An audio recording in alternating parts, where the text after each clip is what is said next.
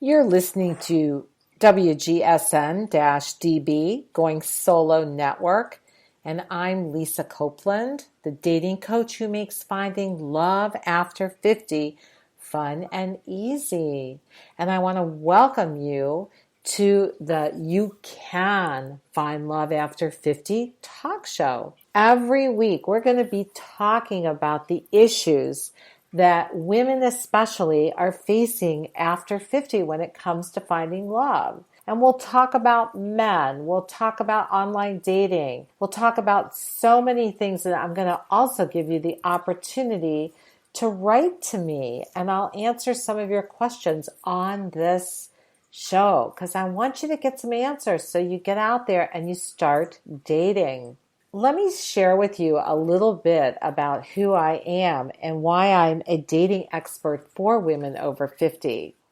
We're going to talk about what might be stopping you from getting your Mr. Right. And I'm going to give you all kinds of tips and things you can start doing right away to turn that around. So first, though, let me share with you a little bit about who I am.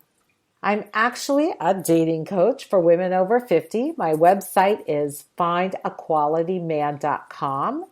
And I've helped women in over 30 countries find love through my blogs, through my programs, and through coaching either in a group or one-on-one.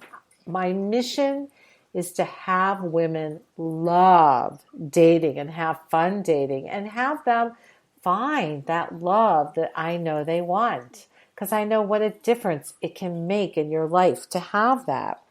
I wasn't always good at dating. In fact, I was pretty bad at it, if you want to know the truth. I was actually the worst dater. I started dating after my 24-year marriage ended back in 2002. And I didn't know what I was doing back then. I was in my 40s. And I'll tell you, when you're in your 40s, a lot of the emphasis of dating is more sexually oriented. As you get into your 50s, dating is more companionship oriented. The sexual aspect is there, but friendship is becoming more and more important. So I didn't know what I was doing in my 40s when I was dating. I did not know what men were really like. I'd always gotten along with men, but I didn't really understand men. And I definitely had the ability to emasculate men. We weren't taught how to make men our heroes. I've since learned how. After 2 relationships, when I ended them, these men said to me, "Lisa, you don't know how to let a man be a man." And I'm like, oh my God, what are they talking about? And that led me to really understanding who men are. And I write a lot about this in my columns on the Huffington Post. And by the way, men write me after I write about men, how women should be with men. And they say, thank you. Thank you so much for sharing this, because women don't get this about us. And I also share a lot about it in my Amazon best-selling book, The Winning Dating Formula for Women Over 50, and on my website too at findaqualityman.com. I love teaching women about men because men are actually pretty daggone cool if we stop thinking of them as women in men's bodies. They can offer us a lot that women can't. They can make us feel safe. They can make us feel protected. They can be your hero, and they will gladly do this once you let them. And we'll talk more about that. Every week we're going to be talking about different subjects, so we'll cover it all. So back to my story, I didn't know how to date. You know, nobody's born with dating skills for internet dating. And in 2002, internet dating was still pretty new. And there weren't as many dating sites as there are today. And some people thought, oh, this might be kind of sleazy. And some people thought, oh, no, this is the greatest thing because you can actually meet people from places in your area that you never would have been able to meet before. And I agree with that. But the key is you really have to know how to navigate online dating. And it means having the right profile and the right pictures up there, and not pictures where you look too sexy, or things are hanging out that shouldn't be, or don't post pictures with friends because they can't figure out who you are, or 10-year-old pictures. We'll do a whole thing on profiles and pictures too, because it makes a really big difference in who you can attract to you. So I was pretty bad at this, and I happened to post a picture with my dad because I was a photographer when my kids were growing up, and there were very few pictures of me. The only one was at my son's graduation with my father. I had men saying to me, "Lisa, is that your ex?" And I thought, why would they think that? But of course they could think it, because there are younger women that marry men that are older. And my dad is pretty young looking, or was in that picture. He's now 92. Anyway, I also thought I was being so romantic, saying things like, "I'm looking for my soulmate, and it would be so much fun to make love on a beach." Those are the kinds of things that are romantic to us, but they're not. What they are to men is not romantic. They're booty call material.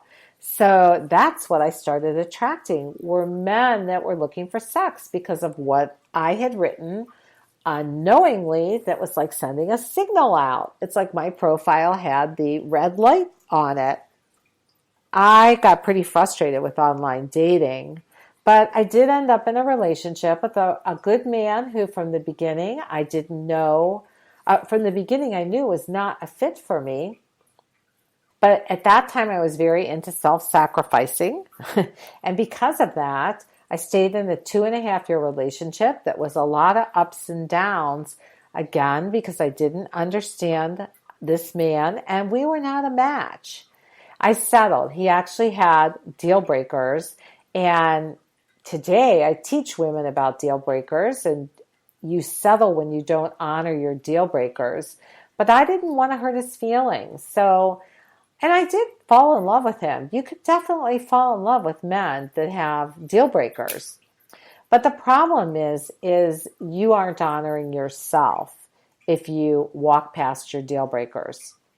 So after we broke up, I took some time to heal, which I always did after every relationship. I think that's really important, to take some time to heal. And I got out there and started dating again, and I met my second husband. We had intense chemistry. It was like the most awesome thing in the world, but we couldn't talk to each other. So our marriage only lasted 2 years. A lot of my private clients, before they come to me, they'll say, "I'm looking for chemistry. I'm looking for that major attraction factor." And one of the things you want to understand is the attraction factor is great, but attraction can grow for women. I went out with a guy on 3 dates, and I'm thinking, what am I doing here? So we had set up a 4th date, and I had said to him, I think this is not going to work out. And he fought for me, and there was something so knight in shining armor about it. I said, okay, I'll come on the date. And on that date, he reached across the table and he put his hand on my face. And all of a sudden, I felt this intense chemistry happen between us. I suddenly had that attraction factor. We were together about a year and a half, and it too was not a match. But it was not a match because our values were too different. That's something I really teach women, is a man's values need to be similar to yours for a relationship to be sustainable. But after my second marriage, we're going to go back to that. And after my second marriage, when I came out of it, I felt like such a failure. And I went looking for coaches, and they weren't there to help women over 50. So what I did was I called my sister in tears, and I said, I'm destined to be alone forever, which obviously I wasn't. As you now know, I was in different relationships, and I'm in a great one now that's perfect for me. But I was crying and going, oh, no, what am I going to do? And She said to me, start researching. You're so resourceful. And so that's what I did. And I began researching everything I could about over 50s dating. And I started using it and I began having fun dating. And then my friend said, what are you doing? You are like the only person I know that's dating people. And so I gave them some tips. And then I came across a statistic that talked about how many boomer marriages were ending in divorce. And one of the reasons that divorce is so prevalent for our age group, for people over 50, is because we came from the me generation. And we don't want to give up our happiness. Our parents who struggled through marriages but kept at them came from a time in their lives where they sacrificed when they were younger. They had to. They grew up in the Depression and World War II, and it was very much a time of sacrifice.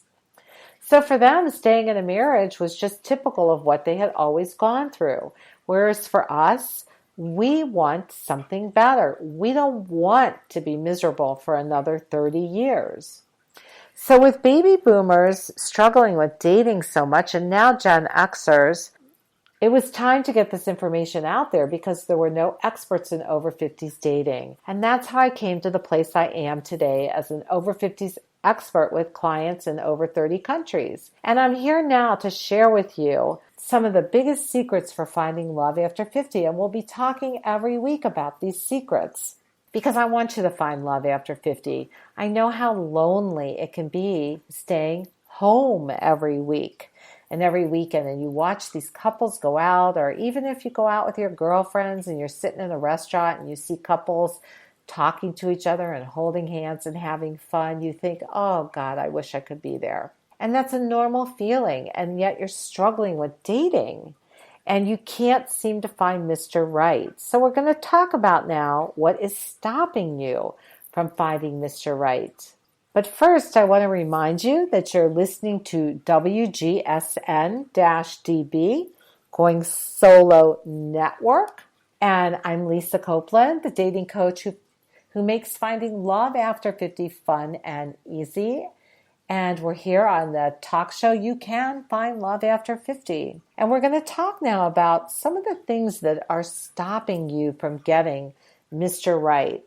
One of the biggest things that I find very difficult for women is they can surround themselves with naysayers on their dating journey. So what does this mean? I've had clients say to me, I told my friends I had hired a dating coach. And they said, why? You can do it yourself.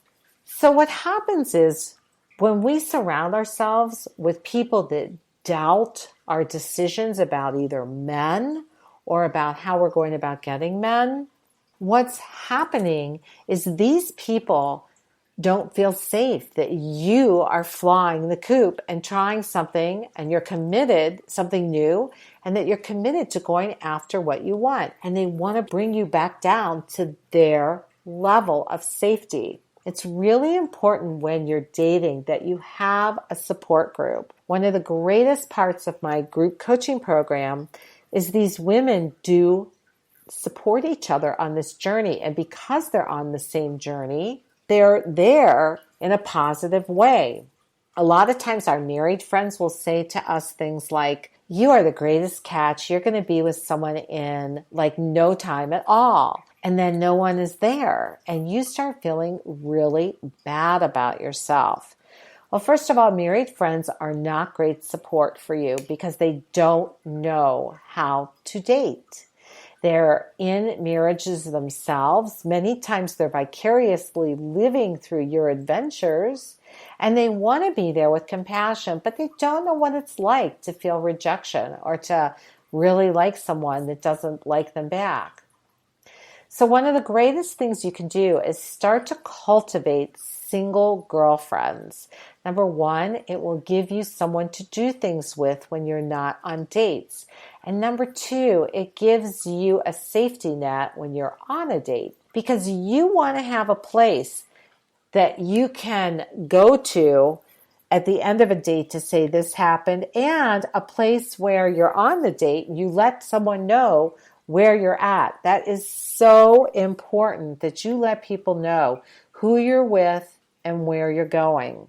The only problem with single friends giving advice is they love you. They are having the same issues as you. So the biggest thing that starts happening is they start talking badly about men because they don't understand where men are coming from.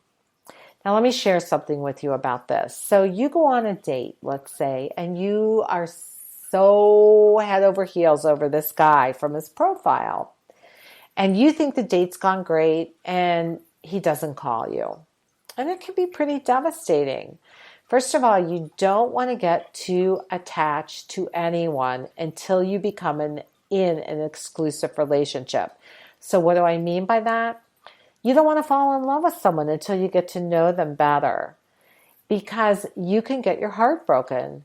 The best thing you can do when you're starting out dating someone, keep the dates light and fun and date other men at the same time until you become exclusive with each other. This helps you from getting your heart broken really quickly. So let's say you go on this date with a man and he doesn't ask you out again. Why is that happening? We all create in our minds pictures of who we think we want. We as women do it too, just as much as men do. And what it is a man might have a great time with you. He may stay with you for 2 hours, 3 hours sometimes, and not ask you out because you don't fit the picture of who he thinks he wants. It's not a personal rejection of you. All it is that you just don't fit the picture. This is why it's important to be dating more than one man at a time, because then you're not too attached to any one particular man and you can move on. Another thing that happens that stops us from getting the right guy is we start obsessing about being in a relationship. And when you start obsessing that you have to be in a relationship, it can really cloud your judgment. So we have this idea that relationships are amazing, and they can be. One of the things that we forget, it's a little bit like childbirth, is that relationships have ups and downs. Falling in love is easy. Staying in love is not that easy. It's much, much harder. So we are all addicted to that falling in love process. It feels awesome to us. And that's the part we often obsess about, as being in a relationship. And when we want to have that, oh, by the way, with that, do you remember how Jennifer Lopez used to go with all these men? And people would say she is in love with the idea of falling in love. And she probably was. There is a natural high to this that happens, and it feels good to fall in love. So you start obsessing about having that right guy, that perfect guy. But what happens is a couple things. One, sometimes women settle just to be in a relationship because they don't want to be alone anymore. And what happens is they become miserable again. And this is why a lot of second and third marriages end up in divorce fairly quickly, like mine did after 2 years. Because I loved what we had together, but there were parts and pieces missing, and we both knew it, and we still got married because it just felt so good, that falling in love and that chemistry.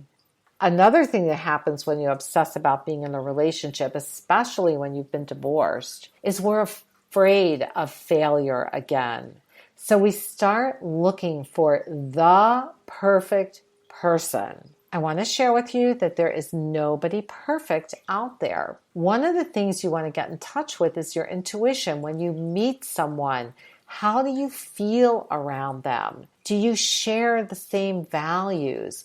That's really even way more important than sharing the same qualities. Like, I'll have my clients say to me, I want a man who can ride bikes with me, who can travel around the world with me. But I have to tell you that traveling around the world and riding bikes does not make for a relationship. But sharing values of integrity and honesty and feeling great around someone, even if you don't share a lot of the same qualities of things you like to do is what's going to make that relationship sustain itself. One of the things I help clients with is creating what's called a quality man template. And the reason we do this is because so many women are attracted to the same man over and over again, just in different clothes, different shoes, with a different hairstyle. And the reason we do this over and over again is because that type of person feels unbelievably familiar to us. Familiarity feels good to us because it keeps us feeling safe. I remember seeing a post in one of my Facebook groups where a woman said to me, I've been thinking about going back with my husband. Why did I leave him? What happens is she's forgotten how she felt in that relationship. She was the one that wanted the divorce. And she was thinking about everything they had together and how that felt so good, even though it didn't. What it felt was familiar. And that's a really important thing to think about. A lot of times you'll meet a man and you'll think, I swear to God, I've known this man for 100 years. And that is the familiarity of the qualities he has to all the other men in your life. So it's really important to have this quality man template so you can discern what's really going to make you happy versus what isn't. Another problem we have is we start looking, when we're afraid of failure, is we start looking for what I call high value qualities. We think that these are the people that are going to make us happy. So what's a high value quality? It's a man who's gorgeous to look at, a George Clooney kind of man. Have you been watching The Good Wife? Oh my God, the two main characters on there now, Alicia Florrick and her private detective, that guy is hot. He is really great looking. Does that make him a good man or a perfect fit for you? No, you could end up settling because you got so enamored with his looks and you missed all the things that were going on because the looks took such a high priority. And then a couple years later, you're getting divorced because there was nothing more there. Another high value quality we go after is money. When somebody has money, we think that money is going to make us the happiest. I always teach my clients there's 3 types of men, a type A, a type B, and a type C. A type A is the guy who has a lot of money. And this is the one that so many women want because they think that going to expensive restaurants or going on expensive luxurious vacations are going to be great. But a lot of men who have to make a lot of money to sustain their lifestyle are really married to their businesses. In the beginning, they may be attentive with gifts or with their time, but they have to go, once they have you, they have to go back to their business to sustain that money. Now, to them, love equals money. That's how they give you love. And we get very enamored with that. But I will share with you that can be a very lonely life. I have a friend that was getting divorced. The reason she got divorced, her husband was always working. He started a new business at the age of 60, and there was never time for the two of them. But he could take her anywhere and pay for anything. So be really careful about these perceived high value qualities when you're looking for them, because a lot of times they keep you from seeing Mr. Right. Another mistake women make is they feel they have to compete with other women for a man. Now, if you go to an online dating site, you're going to see a lot of profile pictures. I mean, tons and tons and tons of women, and men too. And if you go in there and you start looking around and you start comparing yourself to other women, you're going to feel less than. And you need your energy to go out into the dating world as being valuable, not less than. You don't want to compete with other women for men, and you don't need to. You need to know what is great about you. So one of the things you want to do is you want to figure out what it is you're bringing to the dating table. So you want to think about what you love about yourself. Really get clear on that. I know for a lot of us, when we've come out of a marriage, It's very, very hard for us to feel loving about ourselves. Nobody's told us that we're lovable. Nobody's shared with us how great we are. And you have to remind yourself of this. Now, in the winning dating formula for women over 50 that you can get on Amazon, I really cover how to get your confidence back. It's called your inner glow. Men are attracted to women who glow, who have passion. What often happens to us is we have passion in our life as a single person, and then this man comes in and we give up all those parts and pieces that made us so passionate. But I'll tell you that what drew you to a man were those passions. It's not that you should be doing every second of the day with your passions. Of course, you have to make time for a relationship, but you do want to keep the most important passions because these are what keep you fired up, keep you glowing. And a lot of times women come on dating sites, they are not smiling, they actually have a scowl, or they write a profile that shows such bitterness. And this keeps you from getting the right guy because it turns men off. Men love your inner glow. So you might be thinking to yourself, but I have a 50-year-old body. Who's going to love me? Men have 50-year-old bodies too. And they have to deal with the same issues that you're dealing with. It's just we don't think of men in terms of that. But their bodies have issues as well. And the other thing you want to recognize about men is they don't look at your parts and pieces. They look at the whole you. And it's really helpful if you could do the same thing for you. So we've covered 3 major points on what's been stopping you from getting your Mr. Right.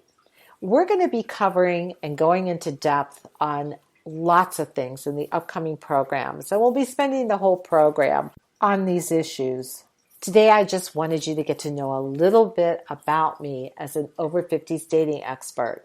Now, if you have questions that you would like answered on this program, I'd love for you to go to my website at findaqualityman.com. And there is a tab called Contact and one that says Dear Lisa. I'd love for you to write your question on there, and I'll answer questions here on this program about how you can find love over 50. And while you're there, grab my free report, The 5 Little Known Secrets for Finding Quality Men, because there really are quality men everywhere. So you have been listening to WGSN-DB Going Solo Network. I'm Lisa Copeland, the host of You Can Find Love After 50 talk show. And next time, we will be covering a new subject in over 50s dating, and I can't wait for you to join us. And feel free to write and ask all your questions at my website on findaqualityman.com. Have a great week and get out there and date and go have fun finding love after 50.